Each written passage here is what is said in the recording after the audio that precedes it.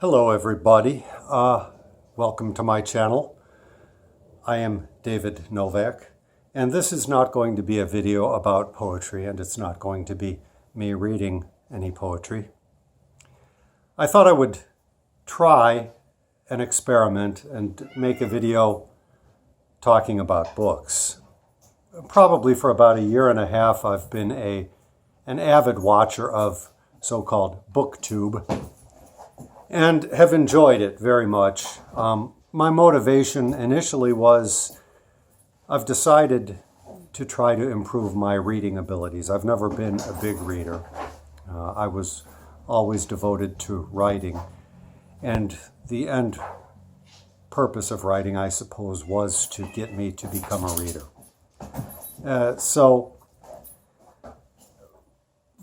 Starting in January of last year, I started logging what books I read. I'm not at the quantity of many of the booktubers that I love to watch, but quantity is not my thing at this point, nor is speed. I would like to get my speed up at some point, but now is not the right time to do it. So I'd like to talk a little bit about what I've been reading. It was something of an accomplishment for me, and what I'm going to be reading in the near future, if my plans reach fruition, which is certainly never a clear thing. But last year, I think it was November or it was October, I don't remember, but I set myself a little goal that I would like to do, which was to read the Arabian Nights, which Penguin publishes in a 3-volume edition. And then while I was contemplating that, I thought, because it had been my habit this past year of alternating one fiction and one nonfiction book. And I thought, well, Penguin also publishes Gibbon's The History of the Decline and Fall of the Roman Empire. And I thought, well, what if I read one volume of one volume of the other? So I showed the Arabian Nights in a video I did a couple weeks ago for my book unboxing. I'll show them again, though. This is volume 1, volume 2, volume 3 of the Arabian Nights. And I did finish that recently. And interspersing with that, after I read volume 1 of the Arabian Nights, I read volume 1 of Gibbon, The Decline and Fall. This contains his first 2 books, so books 1 and 2, but for Penguin it's volume 1.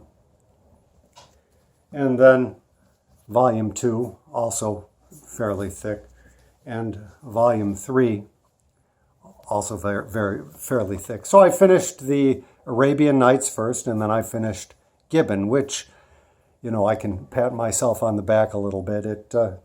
It was an undertaking. It took me twice as long as I expected. Well, not quite twice, but almost twice as long. But as I said, speed is not the critical thing. Volume 3 also contains a book he wrote as an appendix. He was defending himself against charges that he was anti-Christian, I believe. And I started to read that. And I just decided it just wasn't interesting to me. I don't need to hear how his critics misrepresented him and how he defended himself from his critics. So I decided to DNF The Vindication, the title of his other little book or essay. DNF being BookTube lingo for not finish something. So I was quite pleased with myself. Let me see if I can stack them up in BookTube. Well, I probably can't. 2, 3. Let's see. I probably have to get back to do this too. Oh, this is fun. I see everybody doing this on BookTube all the time. Here's the, at one time I guess it would have been a pile of possibilities, but now it's just a pile of something I'm done with. am locking them away. I doubt that I will go back to them, but you never know. If I become a better reader, it's possible I may one day consider rereading things. I tend not to do a lot of rereading. So my plan, well, I enjoyed it. The Arabian Nights is a bit of a puerile book, I think you would say, or juvenile or immature. It's a silly book for the most part. And it's got some hard passages. I mean, reading it all at one sitting is probably not the best way to go. You'd probably be best reading. Some people will read a night per night for 3 years or whatever. But by the third volume, I really got into the swing of it and really began to enjoy it. I didn't hate it at any point. It's just for a person who's not used to doing hardcore reading, and it being a book that took me longer than I expected it would. It was not always easy, and what I ended up doing was setting, for volumes 2 and volume 3, I ended up setting a sort of an hour limit. I would sit down at whatever, 7 in the morning and read until 8, and then I would stop at that point. And when I got to the very end of the book, I was, each volume, I was setting myself that little goal for the day, maybe twice in a day. And it worked out very well for me. I know some people like to go by page count, but I seem to do better with a time. I can do an hour. And sometimes if I was interrupted or something, well, I would set the book aside and then say I set it aside with 20 minutes to go. Then I would come back and do that 20 minutes, just so I got my minimum. And sometimes I would just let myself read, not even counting it, but as long as I had accomplished that daily hour. Gibbon was a slightly different matter. I did, in the end, also do the hour treatment, but I had to go with 2 hours for him because it's a much slower read. Every page is very hard to understand. The difficulty with the Arabian Nights is just kind of silly, and tedious, But Gibbon, it's that you simply don't even understand. There's names coming at you all over the place, and and he's all over the map, and so you can't really hold anything in your head that long, and it's a hard style of reading. I'm pretty good at reading things that I don't understand and not getting upset about that, but for 3,000 pages or whatever, it can be unnerving a little bit. Now, both books I should report. They were not a chore, really. I mean, they were just me stretching myself, trying to read more than I thought I could, and I was able to do so. They were both very good experiences for me. As I say, if you can put aside the tedium of the Arabian Nights, you do learn something. I had read, here's what I read a long time ago. This is Penguin's old selected edition. I read this probably 30 years ago, more than 30 years ago, and it was very nice. Back in those days, the complete was not available. Now, the Arabian Nights exists in many different versions, but the one that Penguin reproduces complete is, I think, the most extensive one, and the one that, what's his name, Richard Burton translated way back, which had a huge influence on literature. It was first a French edition, and then he translated it to English, and a lot of Western literature was very much influenced by that. And so it was very good to get in touch with that. The storytelling is immaculate. And you find, after you've read it, certain tropes. The other night I went to see a play by Carol Churchill, who's my favorite living playwright, I think, but it wasn't one of her best. And in it, one character tells a story of somebody who's out hungry, and some people invite him into their home, and they say, "We've got to go out, but you're welcome to make yourself comfortable in our house. But whatever you do, don't go into that door back there. There's a door back there that's locked, but do not go into that door. You can do anything else, go into the cupboards, whatever, but don't." Well, that exact scenario happens in the Arabian Nights at least twice, probably more than that. And after having had I watched the auditorium, and everybody was riveted and enjoying the character's story. But I was a little bit, tapping my fingers, because after you've seen the storytelling in the Arabian Nights, the telling is a lot better. And so you unfortunately, Carol Churchill's little tale within the play was second rate. Gibbon,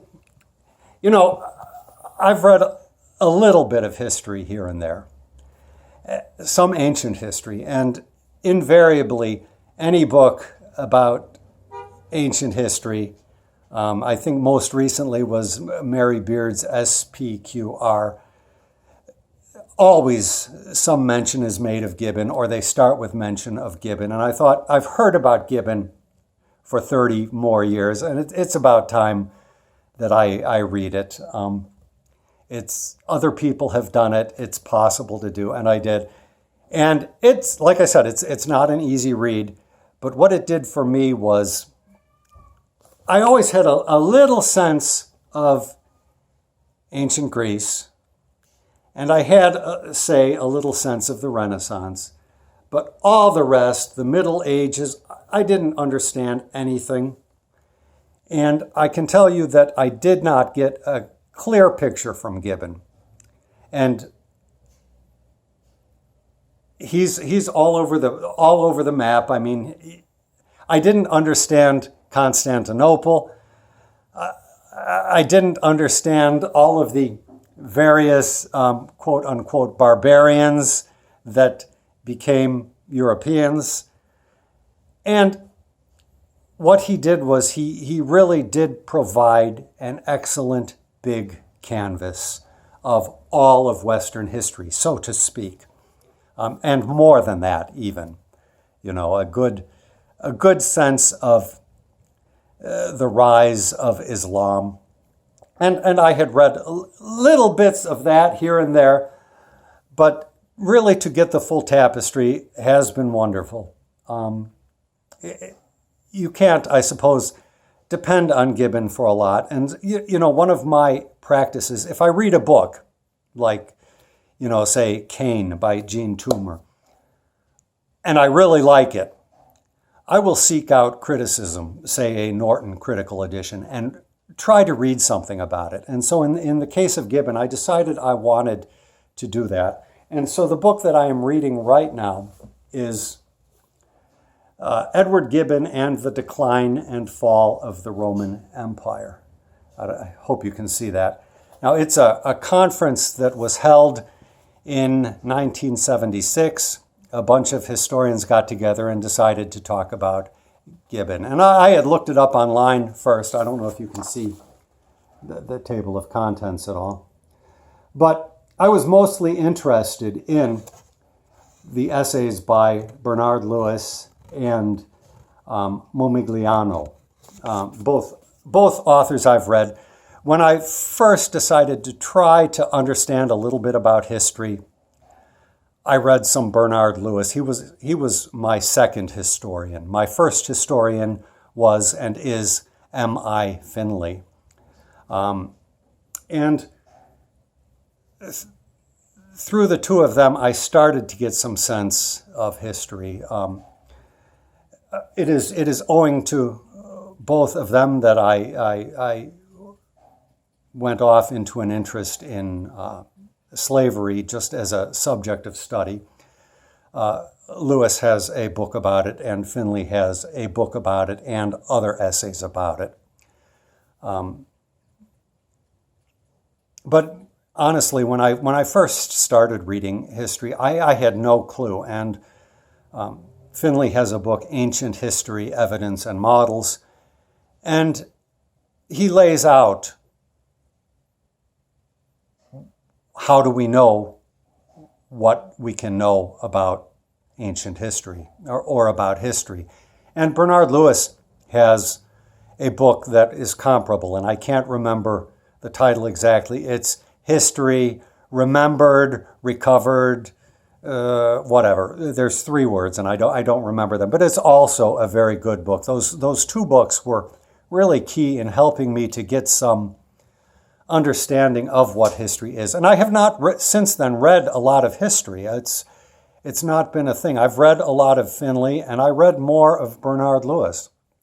And I'm about halfway through this.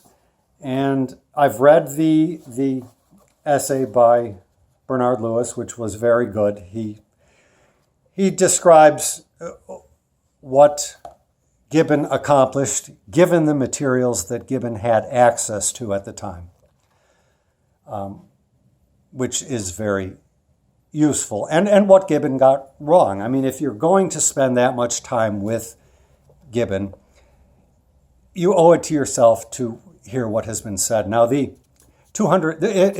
conference was held at the 200th anniversary of the publication of his first volume, Book 1.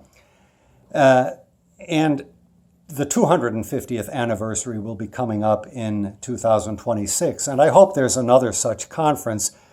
And if I am alive, I will try to find the comparable record of the papers given by eminent historians, except nowadays it would cost probably $238 or something like that, and so I would not buy it. But it was very good. This kind of reading is hard, and the essays are of varying qualities. One of them is just saying, let me see what it is. It's called The Idea of Decline, by somebody Burke, B-U-R-K-E, and Peter Burke.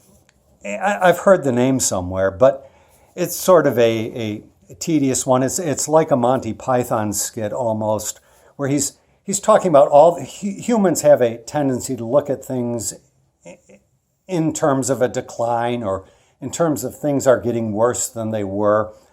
And a lot has been written about that.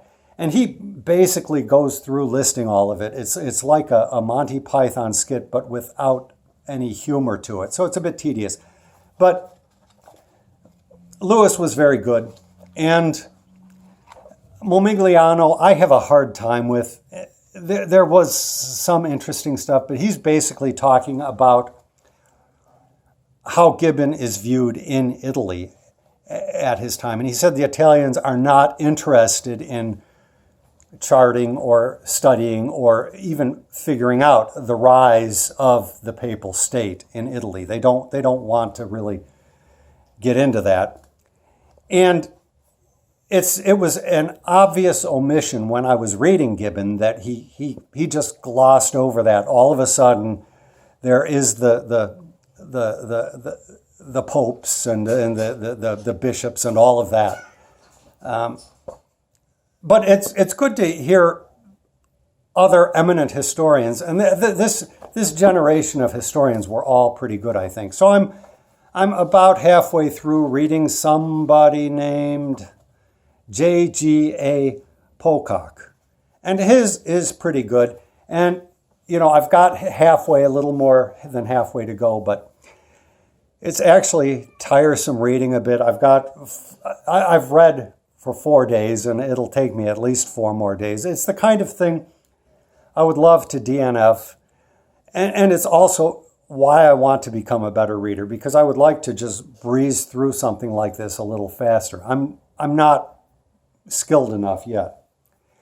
Now, after I finished Gibbon, I had other big plans, And I did not go directly into it because I thought, I just have to break out and read some different things. And so I read a few different little things. I read this book by Afra Ben, which is mostly stories, somewhat based on real situations, and I suppose somewhat imaginative. And a nice selection of poems at the end. And some of the poems are quite good. Really, the few poems that I loved are the best part of the book for me. Then the thing I chose to read after that was a book of poetry by Liam Guylar. He's an Australian poet, and it's just poetry, but it's a kind of narrative poetry. And I read this at exactly the most fortuitous time. He's some kind of a medieval scholar, and the book reeks with medievality, I guess you would say. And prior to reading Gibbon, I would not have been able to suffer through this. And having read Gibbon, I loved it.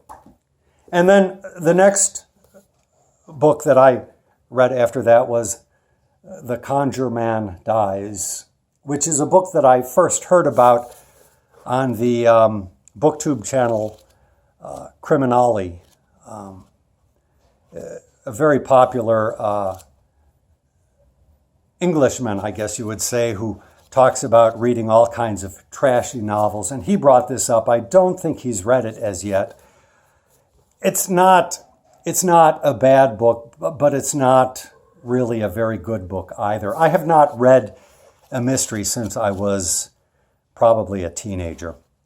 And it was okay, but in a way, I wish I have other Harlem Renaissance authors that I should be reading more of what I have by Claude McKay. There's been a couple of Claude McKay novels that were discovered recently and published by Penguin even.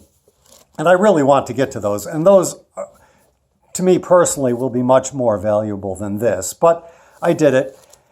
And what I thought about this was, it's interesting how much we know from a literary standpoint of Harlem of that era. I mean, it's been so well described by so many writers. And I have not read a lot. I've read little bits here and there. It's worthwhile reading, though, for the sociological aspects, I suppose. Rudolph Fisher unfortunately died very young, and I imagine he would have done a better job if he kept on. I mean, it's not, like I say, it's not bad at all. The only problem is nothing really does get resolved. There's a detective and there's a Dr. Watson sort of character, except Dr. Watson is not a buffoon. The doctor in this is probably a stand-in for the author himself, who was a doctor. And both the detective and the doctor are very intelligent, and they have interesting discussions sorting out the clues. But in the end, none of the clues really hold water all that well. They never really discover it. The truth comes out via someone's admission, I guess you could say. But it was a change of pace. And if I become a better reader, something like this, if I can become a good reader like Criminale or Ali of Criminale, that would be ideal for me. He believes that writing is a skill that you can develop and you can work at and you can improve. And that's what I'm trying to do. I'm not going for speed at this point. I'm working on focus, and I'm working on setting out blocks of time to read, because it is something I want to do and enjoy doing. So those were the things I read immediately after. Now, what I had let me show you what I plan to read after I get through this conference papers book, is Anne of Green Gables. It's a lovely edition Pantone. Several booktubers have talked about this in the past year. And if you read the story of L.M. Montgomery, she sounds like an amazing woman. And so I'm really looking forward to this.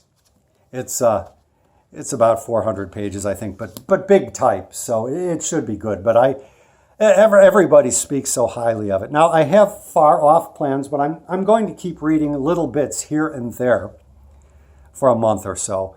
But I enjoyed the Gibbon so much, I decided to read another outdated historian, which is Runciman, who has an essay in that book, which was a very good essay as well.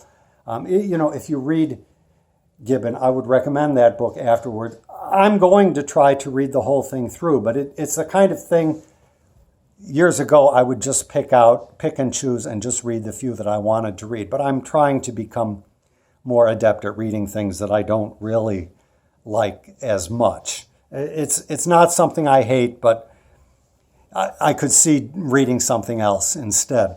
So Runciman has a 3-volume set on the Crusades, and I knew nothing about the Crusades until Gibbon, and so he's piqued a little bit of my curiosity. And so this is a 3-volume set.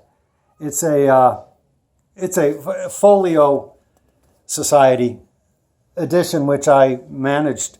I was looking online for them, and I wanted to get the Penguin paperbacks. They're reputable enough. In the old days, I would have gone with the old Pelican editions because I used to pick up Pelicans whenever I saw them. But Pelicans by now are really getting yellow, and I thought, I don't know if he's done any revisions. But so I was looking at the Penguin editions, and they were pricey. And then I looked around and I saw that I could get the complete folio set for the same price as I would have gotten the Penguin editions. So I thought, why not? Let me see. This is the First Crusade, and I'll show you a little bit. There it is. See, I'm doing this almost like a professional booktuber. There's maps and everything that you would expect. So it's a bang-up job. Now you can read people really criticizing him, but as with Gibbon, even though he's been outdated, he really provided me something that I doubt I would have gotten somewhere else. I read Mary Beard's book, and I've read some other histories of Rome, and I never got the full sweep like I got with Gibbon. So it was definitely worthwhile. And then on every single page, there was a lot that I didn't understand and details that I just could not retain. But now, if I read more about Rome in the future, I have sort of a broad framework that things can fit into a little bit better. And that's what I'm hoping for this. The book bibliophiles among you would be curious to note that one of these volumes, and I'm not sure which one it is, I flipped through them all just to make sure that they're okay, but it has a signature that was sewn in backwards, which does not bother me at all. It's fine. So that's Runciman. And even though while I was doing it, I was cursing the fact that I had decided to read Gibbon simultaneously, alternatingly with the Arabian Nights. I decided to do that again, and the book I'm going to read is the Gulag Archipelago by Solzhenitsyn, if I can and if I like it.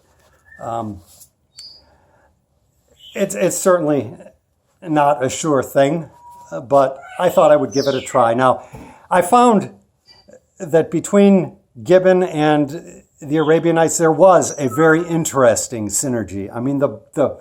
The themes bounce back and forth. When I started Decline and Fall, I had no clue that the rise of Islam was going to be such a big part. And so there's a lot of consonances between the two books. And just reading the Arabian Nights, something that you would have thought, this is absurd, this can't even be plausible. Well, then when you find you have some historicity to back it up, that's not really a good sentence. When you have some historical background, then you find that there is some historicity to it. It enriches the experience. So it worked very well. So I'm going to try to do these two. I don't know that there's any kind of vibes that are going to occur. I have another book that I may try to read, which is a book about the Arabian Nights. This author, Robert Irwin, is the man who wrote introductions to each of the Penguin volumes. And they were very good introductions. I didn't care for the one in volume 1, but all of the others were excellent. And he seems like a good person to read more about the Arabian Nights. As I say, it's my practice to try to read a little criticism. So that's largely what I've picked out to talk about, and I don't know how long the video is going on. I picked up another Afroben. I think the Oxford World Classics is probably the way to go if you want to get a comprehensive view of the author. This is her plays. She was mostly known for her plays. I probably will not read this anytime soon. I liked what I read, but I had enough. And I pulled out something that I picked up years ago at a half-price books. It's a memoir by Bernard Lewis. I haven't read Bernard Lewis except for this essay I just read for probably 30 years. And I think it's time for me to possibly dig in and read this soon. But I'm taking the next month kind of what booktubers call mood reading. I'm going to just take it ad hoc and just as my whimsy takes me, and just reading what I feel like, not even adhering to my one fiction, one nonfiction rule. I'm just going to pick up whatever I feel like. So that's been my reading journey and my plans for the time being. Starting in, it was October or November. And I'll leave it at that. It's not an unboxing video as I did last time. And I don't intend to become a regular booktuber. I just thought that I would try and see how it worked. And it is fun to discuss books because I think most of us are in a situation you read books and you have nobody that you can really talk to about them. And it at least provides you a vent or a venue to get something off of your chest. So that's what I've got to say. Thank you for stopping